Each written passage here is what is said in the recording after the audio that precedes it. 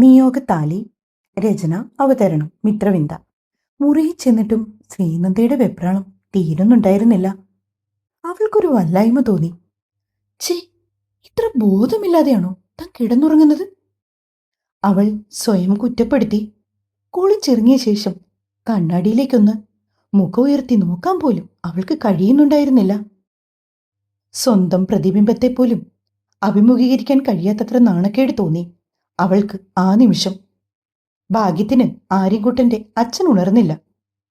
എന്നാലും ഉണർന്നിരുന്നെങ്കിലുള്ള അവസ്ഥയൊന്ന് ഓർത്തു നോക്കിക്കേ, അവൾ സ്വയം പറഞ്ഞു. വല്ലാത്തൊരു വെപ്രാളത്തോടെ നെഞ്ചിലേക്ക് കൈവച്ചു. ആ പോട്ടെ, അറിയാതെ പറ്റിപ്പോയതല്ലേ, അല്ലാതെ താൻ അറിഞ്ഞുകൊണ്ടൊന്നും ഇങ്ങനെ ചെയ്യില്ലല്ലോ. സ്വയം കുറ്റപ്പെടുത്തുകയും സ്വയം ന്യായീകരണം കണ്ടുപിടിക്കുകയും ഒക്കെ ചെയ്തുകൊണ്ട് പതിയെ അവൾ താഴേക്ക് നടന്നു. സമയം ഏകദേശം 7 മണിയോടടുത്തിരുന്നു. ക്ലാസ് തുടങ്ങിയത് പിന്നെ ആദ്യമായിട്ടാണ് താൻ ഇത്രയും താമസിച്ചെഴുന്നേൽക്കുന്നത്. ഉറപ്പായും ഇന്ദിര എന്തെങ്കിലും ചോദിക്കും. എന്തു മറുപടി പറയും? ആലോചനയോടെ പാതിയിറങ്ങിയ പടികളിൽ തന്നെ അവൾ നിൽക്കുമ്പോഴാണ് അഥർവ് അവളെ മറികടന്ന് താഴേക്ക് നടന്നത്. പെട്ടെന്ന് ശ്രീനന്ദയ്ക്കൊരു വെപ്രാളം തോന്നി. അവൾ പതിയെ മുഖം ചിരിച്ച് അഥർവിനെ ഒന്ന് നോക്കി. അവന്റെ മുഖത്ത് എന്തെങ്കിലും ഭാവമാറ്റം ഉണ്ടോ എന്നറിയുവാനായി. പക്ഷെ പ്രതീക്ഷിച്ചതുപോലെ ഒന്നും തന്നെയില്ല. അവൻ വളരെ കൂളായി താഴേക്ക് പോകുന്നതാണ് അവൾ കണ്ടത്. ആശ്വാസത്തോടെ ശ്രീനന്ദയും താഴേക്ക് പോയി. ഇന്ദിരയും ഭവാനിയമ്മയും അടുക്കളയിൽ ഓരോരോ പണികളായി ചെയ്തു തീർത്ത് നിൽക്കുകയായിരുന്നു. എന്തു പറ്റി? സാധാരണ രാവിലെ എഴുന്നേറ്റ് വരുന്നതാണല്ലോ. ഇന്ദിര ചോദിച്ചപ്പോൾ ശ്രീനന്ദ നിന്നു വിക്കി. അത് പിന്നെ ഞാനിതിൽ ഉറങ്ങിപ്പോയി. രാവിലെ എഴുന്നേക്കാൻ താമസിച്ചു. ആണോ? വാ, ചായ തരാം. അതും പറഞ്ഞുകൊണ്ട് തന്നെ ഇന്ദിര ഒരു ഗ്ലാസ് എടുത്തു. ഫ്ലാസ്കിലിരുന്ന ചായ അല്പം അതിലേക്ക് ഒഴിച്ചു. അവൾക്ക് നേർക്ക് നീട്ടി. ദാ, അഥർവും കോഫി കുടിച്ചിട്ടില്ല, ഇത് അവനും കൂടെ കൊടുത്തേക്ക്. പറയുന്നതോടൊപ്പം മറ്റൊരു കപ്പിൽ കോഫിയും കൂടി പകർന്ന് അവൾക്ക് നേരെ നീട്ടി. കൈനീട്ടി ഇന്ദിരയുടെ കയ്യിൽ നിന്നും കോഫി മഗ് വാങ്ങാൻ തുടങ്ങിയ ശ്രീനന്ദ പെട്ടെന്ന് എന്തോ ഓർത്തതുപോലെ കൈ പിൻവലിച്ചു. കാര്യം മനസ്സിലാവാതെ ഇന്ദിര അവളുടെ മുഖത്തേക്ക് നോക്കി. എന്തു പറ്റി കുട്ടി, എന്താ കാര്യം? അവളുടെ മുഖത്തെ വെപ്രാളം കാണുകെ ഇന്ദിര ചോദിച്ചു. അത് അവൾ നിന്ന് വിക്കി. തൽക്കാലം ഈ കോപ്പി കൊണ്ട് അഥർവിന് കൊടുത്തിട്ട് വാ, എന്നിട്ട് എനിക്ക് ശ്രീനന്ദയോട് ചിലത് സംസാരിക്കാനുണ്ട്. പെട്ടെന്ന് ഇന്ദിര അത് പറഞ്ഞതും ശ്രീനന്ദയുടെ മുഖത്തെ വല്ലായ്മ കൂടി. അപ്പോൾ തന്നെ ഇന്ദിരയ്ക്ക് കാര്യം മനസ്സിലായി. അഥർവും ശ്രീനന്ദയും തമ്മിൽ എന്തോ പ്രശ്നമുണ്ടെന്ന്. അഥർവിന്റെ കാര്യം പറയുമ്പോഴാണ് ശ്രീനന്ദയ്ക്ക് ഈ വെപ്രാളവും വല്ലായ്മയും എല്ലാം.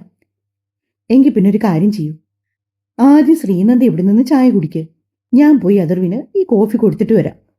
ഇന്ദിരയുടെ ആ സംസാരം ശ്രീനന്ദയ്ക്ക് അല്പം ആശ്വാസം നൽകി. അവൾ അവരെ നോക്കി തലകുലുക്കി. ഇനി തിരികെ വന്ന് ഇന്ദിര പ്രശ്നം എന്താണെന്ന് ചോദിച്ചാൽ ഞാൻ എന്തു പറയും? ശ്രീനന്ദ ആലോചനയോടെ അവിടേക്കായിരുന്നു. അഥർവിനുള്ള കോഫിയുമായി ഇന്ദിര ഉമ്മറത്തേക്ക് ചെല്ലുമ്പോൾ അവനോട് ന്യൂസ് പേപ്പർ വായിച്ചുകൊണ്ടിരിക്കുകയായിരുന്നു. ഇന്ന അഥർവ് കോഫി. ഇന്ദിര കപ്പ് അവന് നേരെ നീട്ടിയതും അറിയാതെ അഥർവിന്റെ കണ്ണുകൾ വീടിനകത്തേക്കൊന്നു പാളി. നീ ആരെയാ നോക്കുന്നേ? ഇന്ദിര ചോദിച്ചപ്പോ അവൻ മുഖത്ത് സ്വാഭാവികത വരുത്തിക്കൊണ്ട് അവരെയും നോക്കി. ഞാനതിനാരെയും നോക്കിയില്ലല്ലോ. ആണല്ലേ, എങ്കിൽ പിന്നെ എനിക്ക് തോന്നിയതാവും. അവർ പറഞ്ഞു. ആ, ചിലപ്പോൾ അമ്മയ്ക്ക് തോന്നിയതായിരിക്കും. അഥർവ് പറഞ്ഞുകൊണ്ട് കോഫി മഗൊക്കെ കയ്യിലേക്ക് വാങ്ങി. നോക്ക്, ഞാൻ നിന്റെ അമ്മയാ. 2 ദിവസമായി രണ്ടും കൂടിയുള്ള ഒളിച്ചുകളി ഈ വീട്ടിൽ നടക്കാൻ തുടങ്ങിയിട്ട്. എന്താടാ കാര്യം? ആ പെണ്ണാണെങ്കിൽ വിക്കിയും വിറിച്ചും വെപ്രാളപ്പെട്ട് അവിടെ നിൽക്കുന്നു. നീയാണെങ്കിലോ അതിന് മുഖം കൊടുക്കാതെ നടക്കുന്നു. ഇന്നലെ മുതൽ ഞാൻ ശ്രദ്ധിക്കുന്നതാണ്. എന്താ കാര്യം? നിങ്ങൾ തമ്മിൽ എന്താ പ്രശ്നം? പെട്ടെന്ന് ഇന്ദിരയുടെ ശബ്ദം ഉയർന്നതും അഥർവ് അവരെ തന്നെ സൂക്ഷിച്ചു നോക്കി. അമ്മയ്ക്കിപ്പോൾ എന്താ അറിയേണ്ടത്? ഞാനും എൻ്റെ ഭാര്യയും തമ്മിൽ എന്തെങ്കിലും പ്രശ്നമുണ്ടോന്നാണോ? പെട്ടെന്ന് അഥർവിന്റെ വായിൽ നിന്ന് വീണ എന്റെ ഭാര്യ എന്ന പദപ്രയോഗത്തിൽ താങ്ങി നിന്നുപോയി ഇന്ദിരയുടെ മനസ്സ്. അഥർവ് ശ്രീനന്ദയെ ഭാര്യ എന്ന് സംബോധന ചെയ്ത് സംസാരിച്ചതും ഇന്ദിര വിശ്വാസം വരാത്തതുപോലെ അവന്റെ മുഖത്തേക്ക് നോക്കി. അഥർവാണെങ്കിൽ പ്രത്യേകിച്ച് യാതൊരു ഭാവമാറ്റങ്ങളും ഇല്ലാതെ ഇന്ദിരയെ തന്നെ നോക്കിയിരിക്കുകയാണ്. അതാണോ അറിയേണ്ടത്? ഒന്നും മിണ്ടാതെ അവനെ തന്നെ നോക്കി നിൽക്കുന്ന ഇന്ദിരയുടെ മുഖത്തേക്ക് നോക്കി അഥർവ് ഒന്നുകൂടി ശബ്ദമുയർത്തി ചോദിച്ചു. അഥർവ് ശ്രീനന്ദയെ ഭാര്യയെന്ന് സംബോധന ചെയ്തതിൽ ഇന്ദിരയിൽ വല്ലാതെ സന്തോഷം നിറച്ചു. അവനോളെ ഭാര്യയെ അംഗീകരിക്കാൻ ശ്രമിക്കുന്നുണ്ടല്ലോ എന്ന ചിന്തയിൽ അവരുടെ അമ്മ മനം നിറഞ്ഞു. ആ കുട്ടിയുടെ വെപ്രാളവും പരവേശവും ഒക്കെ കണ്ടതുകൊണ്ട് ഞാൻ ഇങ്ങ് ചോദിച്ചെന്നേ ഉള്ളൂ. നീ എന്നോടൊന്നും പറയണ്ട. നിനക്കും നിന്റെ ഭാര്യയ്ക്കും ഇടയിൽ നടക്കുന്ന ഒരു കാര്യങ്ങളും എനിക്കറിയണ്ട, കേട്ടല്ലോ? അവന്റെ മുഖത്തേക്ക് നോക്കി ചെറു ചിരിയോടെ പറഞ്ഞുകൊണ്ട് ഇന്ദിര അകത്തേക്ക് നടന്നു. കോഫി കുടിച്ച് ന്യൂസ് പേപ്പറിലേക്ക് കണ്ണു നട്ടിരിക്കുന്ന അഥർവിന്റെ മുഖത്തുമുണ്ടായിരുന്നു നേരിയ രീതിയിൽ ഒരു ചിരി. ഇന്ദിര അടുക്കളയിലേക്ക് വരുന്നുവെന്ന് കണ്ടതും ഒരു നിമിഷം അവർ എന്തെങ്കിലും ചോദിച്ചാൽ എന്തു മറുപടി പറയണമെന്ന് അറിയാതിരുന്നുപോയി ശ്രീനന്ദ. അതേസമയം ഇന്ദിരയാണെങ്കിൽ അടുക്കളയിലേക്ക് വന്ന് ഓരോരോ ജോലികൾ ചെയ്തു തീർത്തതല്ലാതെ ശ്രീനന്ദയുടെ അതേപ്പറ്റി യാതൊരു അക്ഷരവും അവർ ചോദിച്ചില്ല. അത് ശ്രീനന്ദയ്ക്ക് വല്ലാത്ത ആശ്വാസമായി. പിന്നെയും ഏറെ നേരം അവൾ ആ ഇരിപ്പിരുന്ന അടുക്കളയിൽ തന്നെ. ഇന്ന് കോളേജിൽ പോകുന്നില്ലേ? അല്പനേരങ്ങൾക്ക് ശേഷം എത്തിയ ഇന്ദിരയുടെ ചോദ്യമായിരുന്നു അവളെ ആലോചനകളിൽ നിന്ന് ഉണർത്തിയത്. ഉണ്ട്. എന്താ അമ്മേ? അല്ല, സമയം 8 കഴിയാറായി. പെട്ടെന്ന് അവർ പറഞ്ഞതും വെപ്രാളത്തോടെ ശ്രീനന്ദ എഴുന്നേറ്റവരുടെ മുറിയിലേക്ക് ഓടി. അവളുടെ ആ പോക്ക് നോക്കി ചിരിയോടെ നിന്നു ഇന്ദിര. പിന്നെ പെട്ടെന്നായിരുന്നു ഇട്ടുകൊണ്ട് പോകാനുള്ള ഡ്രസ്സ് അയൺ ചെയ്ത് ബാഗിലേക്ക് ടൈം ടേബിൾ അനുസരിച്ച് ബുക്കടുക്കി വെച്ച് അവൾ താഴേക്ക് ഇറങ്ങി വന്നത്. അതേസമയം അഥർവാണെങ്കിൽ ആര്യനെ സ്കൂളിൽ പോകുവാനായി റെഡിയാക്കുകയാണ്. ശ്രീനന്ദ ഓരോ കാര്യങ്ങളും ചെയ്യുന്നത് അഥർവിന്റെ കണ്ണിൽ പെടരുതെന്ന് കരുതി തന്നെയാണ്.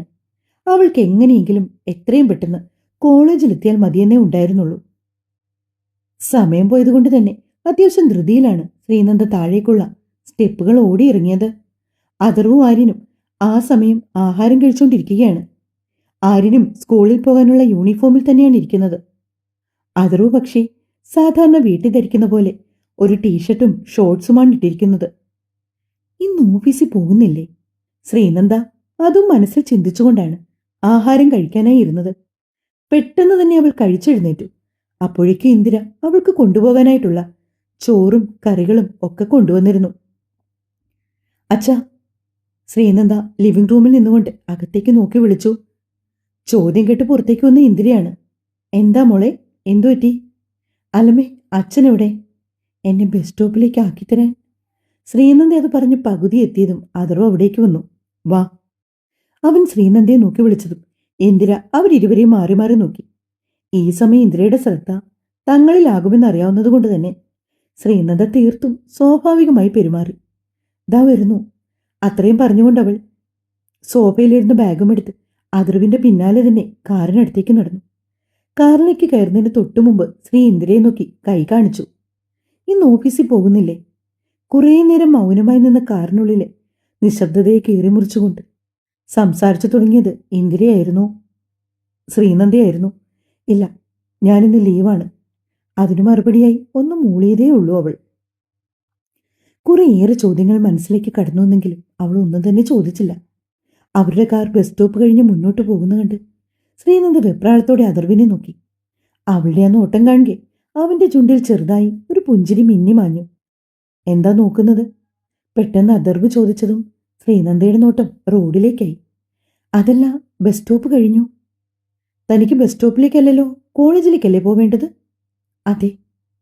പക്ഷേ പിന്നെയും അവൾ എന്തോ പറയുവാനായി തുടങ്ങിയപ്പോഴേക്കും അഥർവ് ഇടയ്ക്ക് കയറി സംസാരിച്ചു തുടങ്ങി. എങ്കിൽ നമ്മൾ കോളേജിലേക്ക് തന്നെയാണ് പോകുന്നത്. പെട്ടെന്ന് അഥർവ് അത് പറഞ്ഞതും വിശ്വാസം വരാത്തതുപോലെ ശ്രീനന്ദ അവന്റെ മുഖത്തേക്ക് നോക്കി. എന്തേ, ഞാൻ കോളേജ് വിട്ടാൽ പറ്റില്ലേ? ചുണ്ടിലൊളിപ്പിച്ച ഒരു പുഞ്ചിരിയോടെ അഥർവ് അത് ചോദിച്ചപ്പോൾ ശ്രീനന്ദ മെല്ലെ തലയാട്ടി.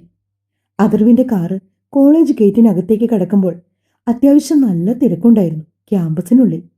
അവിടെ ഇവിടെയായി നിൽക്കുന്ന കുട്ടികളുടെയൊക്കെ ശ്രദ്ധ കോളേജ് ബിൽഡിങ്ങിനകത്തേക്ക് കയറി വരുന്ന ആ ആഡംബര വാഹനത്തിലായിരുന്നു. കൂടുതലും ആൺകുട്ടികളാണ് ആ വാഹനത്തെ ഉറ്റുനോക്കിയത്. കോളേജിന്റെ പാർക്കിങ്ങിൽ ശ്രീനന്ദയെ ഇറക്കി അവൾ അവനെ നോക്കി ഒന്ന് തലകുലുക്കി. അപ്പോഴേക്കും തന്നെ ആ കാറ് കോളേജ് കോമ്പൗണ്ട് കടന്നുപോയിരുന്നു. പിന്നീട് അവിടെ നിന്ന കുട്ടികളുടെ എല്ലാം ശ്രദ്ധ ശ്രീനന്ദയിലേക്കായിരുന്നു. കാരണം അവിടെ കൂടി നിന്ന ഓരോ കുട്ടികൾക്കും അറിയണമായിരുന്നു ആ കാറിൽ ആരാണ് വന്ന് ഇറങ്ങിയതെന്ന്. പെട്ടെന്ന് ശ്രീനന്ദയാണെന്ന് കണ്ടതും അവളുടെ ക്ലാസ്സിലെ കുട്ടികൾക്കെല്ലാം ഒരുതരം അത്ഭുതമായിരുന്നു. കാര്യം അവർക്കറിയാവുന്നതാണ് ശ്രീനന്ദയുടെ സാഹചര്യവും ചുറ്റുപാടുമൊക്കെ. കയ്യിൽ പൈസ ഇല്ലാത്തതുകൊണ്ട് തന്നെ ശ്രീനന്ദ പലപ്പോഴും കോളേജിലെ പല പരിപാടികൾക്കും പങ്കെടുക്കാറില്ല. Group photo വാങ്ങാറില്ല. ക്ലാസ്സിന് മൊത്തത്തിൽ ഡ്രസ് കോഡ് പറഞ്ഞാൽ ആ ദിവസം എന്തേലും കാരണം പറഞ്ഞ് ലീവ് എടുക്കും അവൾ. പിന്നെ പിന്നെ അവളുടെ അവസ്ഥയെല്ലാം മനസ്സിലാക്കിയ പാർവതി അവളെ ചേർത്ത് പിടിക്കാൻ ശ്രമിച്ചു. അത്യാവശ്യം നല്ല പണക്കാരുടെ മക്കൾ മാത്രം പഠിക്കുന്ന ഒരു കോളേജാണത്. അവിടെ മെറിറ്റിലാണ് ശ്രീനന്ദയ്ക്ക് സീറ്റ് കിട്ടിയത്. അതുകൊണ്ട് തന്നെ ആ കുട്ടികൾക്കൊക്കെ ശ്രീനന്ദയോടൊരു തരം പുച്ഛമായിരുന്നു. എന്നാൽ ഇന്ന് ഇത്രയും വില കൂടിയ ഒരു വാഹനത്തിൽ ശ്രീനന്ദയാണ് വന്നിറങ്ങിയത് എന്നറിഞ്ഞതും അവരുടെ എല്ലാം കണ്ണുകൾ ഒന്നു ചുരുങ്ങി. കുറച്ചു കുട്ടികൾ ശ്രീനന്ദയ്ക്ക് അടുത്തേക്ക് വരികയും ചെയ്തു. ശ്രീനന്ദ, ആ കാറി വന്നതാരാ? നീ എങ്ങനെയാ കാറി കയറിയത്? അങ്ങനെ ഓരോരോ ചോദ്യങ്ങൾ അവരെല്ലാവരും മാറി മാറി ചോദിച്ചുകൊണ്ടേയിരുന്നു. പെട്ടെന്ന് എന്ത് മറുപടി പറയണമെന്നറിയാതെ ആയിപ്പോയി ശ്രീക്ക്. അവൾക്ക് ചിലപ്പോൾ ആരെങ്കിലും ലിഫ്റ്റ് കൊടുത്തതാവും. അല്ലാതെ അവൾക്ക് സ്വന്തമായിട്ട് ഇങ്ങനത്തെ കാറൊന്നും വാങ്ങാനുള്ള നിവൃത്തിയില്ലെന്ന് നമുക്കറിയാവുന്നതല്ലേ. കൂടി നിന്നവരിൽ അല്പ അഹങ്കാരിയായ റിയ പറഞ്ഞതും ശ്രീനന്ദ അവളുടെ മുഖത്തേക്ക് ഉറ്റുനോക്കി. അപ്പോഴും ആരൊക്കെയോ ചോദിക്കുന്നുണ്ടായിരുന്നു, നീ എങ്ങനെയാണ് ശ്രീനന്ദയെ കാർ കയറിയത്? ആ കാർ ആരുടേതാണ് എന്നൊക്കെ. ഇത് എൻ്റെ ഭർത്താവിൻ്റെ കാറാണ്. എല്ലാവരുടെയും സംശയങ്ങൾക്കും ഉള്ള മറുപടി 2-3 വാക്കുകളിൽ ഒതുക്കിക്കളഞ്ഞ ശ്രീനന്ദ. പെട്ടെന്ന് ശ്രീനന്ദ പറഞ്ഞത് ഒരു നടുക്കത്തോടെയാണ് അവരെല്ലാവരും കേട്ടത്. കാര്യം ശ്രീനന്ദയുടെ വിവാഹം കഴിഞ്ഞു എന്നൊക്കെ എല്ലാവരും അറിഞ്ഞതാണ്. പിന്നെ അവളുടെ ഭർത്താവിൻ്റെ കാറോ? ഞങ്ങളിത് വിശ്വസിക്കണമായിരിക്കും അല്ലേ? റിയ അഹങ്കാരത്തോടെ അവളെ നോക്കി ചോദിച്ചു. നിങ്ങൾക്ക് സൗകര്യം ഉണ്ടെങ്കിൽ വിശ്വസിച്ചാൽ മതി, എനിക്കൊരു നിർബന്ധവുമില്ല. അതും പറഞ്ഞുകൊണ്ട് ശ്രീനന്ദ ആരെയും വകവയ്ക്കാണ്ട് മുന്നോട്ട് നടക്കാൻ തുടങ്ങിയപ്പോഴാണ് പിന്നിൽ നിന്നും പാർവതിയുടെ ശബ്ദം അവളെ തേടിയെത്തിയത്. ശ്രീ, നീ വന്നോ? നീ കോളേജ് ഗേറ്റിൻ്റെ അവിടെ നിൽക്കാന്നല്ലേ പറഞ്ഞത്? അത് പിന്നെ ഇന്നെന്നെ അതിർവേട്ടൻ കൊണ്ടുവിട്ടു. പെട്ടെന്ന് ശ്രീനന്ദയുടെ നാവിൽ നിന്ന് വീണ അതിർവേട്ടൻ എന്ന വാക്കിൽ തറഞ്ഞു നിൽക്കുകയാണ് പാർവതി. കാര്യം മനസ്സിലാകാത്ത പോലെ അവൾ ശ്രീനന്ദയെ നോക്കി.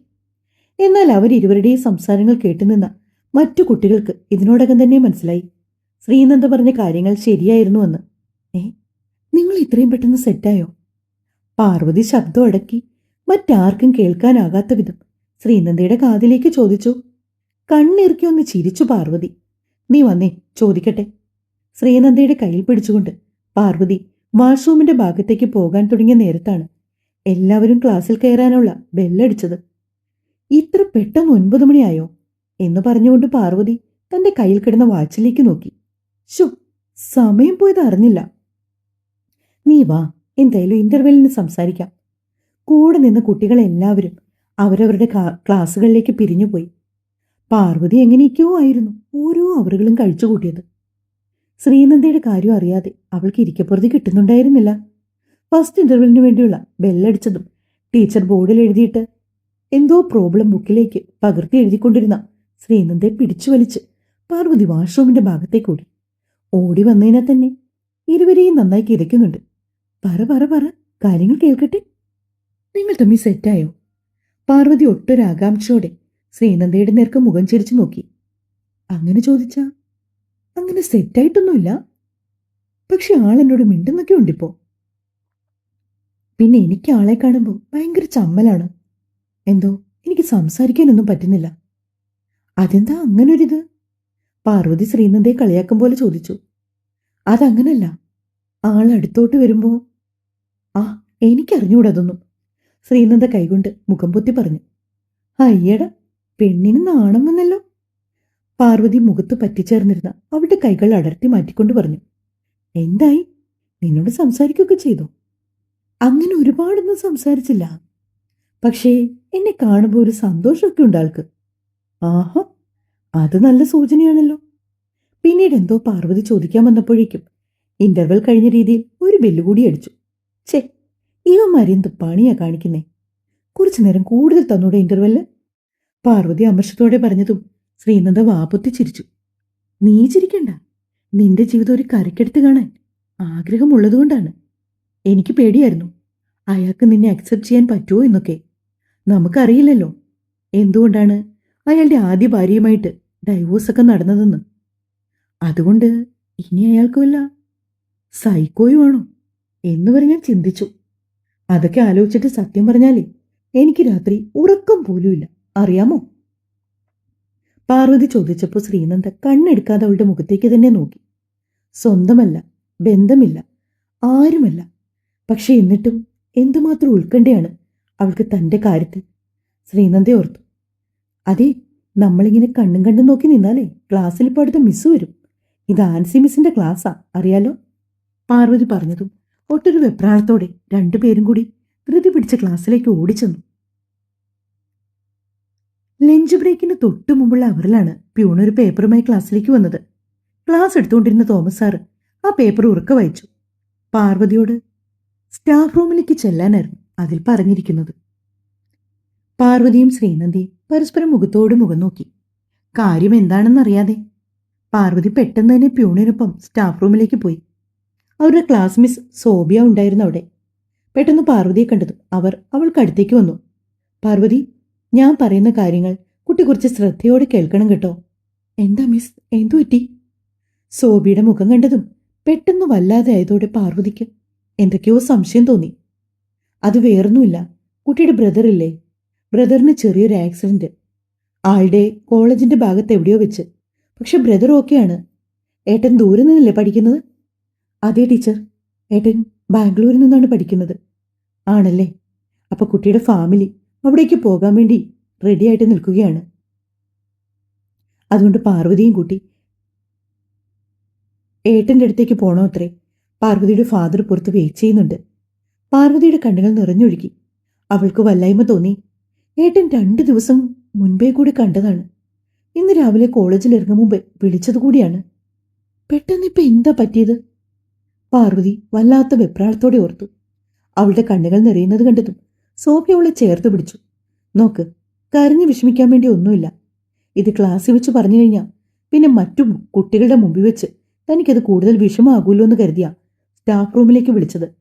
ബാഗൊക്കെ എടുത്ത് താഴേക്ക് ഇറങ്ങി ചെല്ലാമോ, അതോ ഞാൻ ആളെ വിട്ട് എടുപ്പിക്കണോ ബാഗ്? പെട്ടെന്ന് ടീച്ചർ ചോദിച്ചപ്പോൾ പാർവതി വിലങ്ങനെ തലയാട്ടി. ഞാൻ എടുത്തോളാം ടീച്ചർ. എങ്കിൽ പിന്നെ വേഗം പോയി ബാഗ് എടുത്തിട്ട് താഴേക്ക് ചെല്ല്. സ്റ്റാഫ് റൂം വിട്ട് പുറത്തേക്ക് ഇറങ്ങാൻ തുടങ്ങും മുമ്പ് പാർവതി പിന്നെയും തിരിഞ്ഞ് സോബിയെ നോക്കി. ടീച്ചർ, ചേട്ടന് വേറെ കുഴപ്പമൊന്നുമില്ലല്ലോ? ഇല്ല കുട്ടി, അങ്ങനെയാണ് പേരൻസ് പറഞ്ഞത്. ഒരു കുഴപ്പവുമില്ല. ധൈര്യമായിട്ട് പോയിട്ട് വരൂ. പാർവതി ധൃതിയിൽ ക്ലാസ്സിലേക്ക് ഓടി. കരഞ്ഞു കലങ്ങിയ കണ്ണുകളുമായി ക്ലാസ്സിനകത്തേക്ക് കയറി വരുന്ന പാർവതിയെ എല്ലാ കുട്ടികളും വളരെയേറെ വിഷമത്തോടെയാണ് നോക്കിയത്.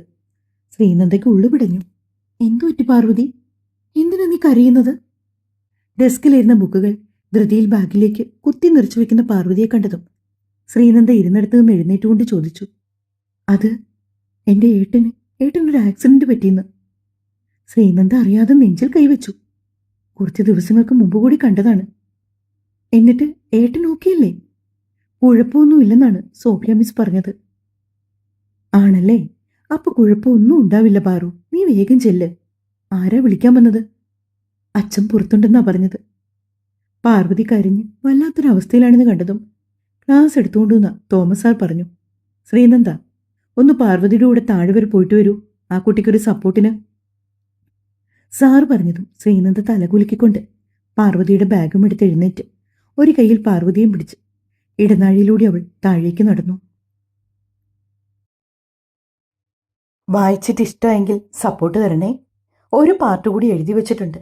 പറ്റുമെങ്കിൽ ഇന്ന് തരാം, അല്ലെങ്കിൽ നാളെ കാലത്തെ. ഇന്നിടുമെങ്കിൽ ഞാൻ പോസ്റ്റ് ഇടാമേ. സ്നേഹത്തോടെ നിങ്ങളുടെ സ്വന്തം മിത്രവിന്ദ. Thank you.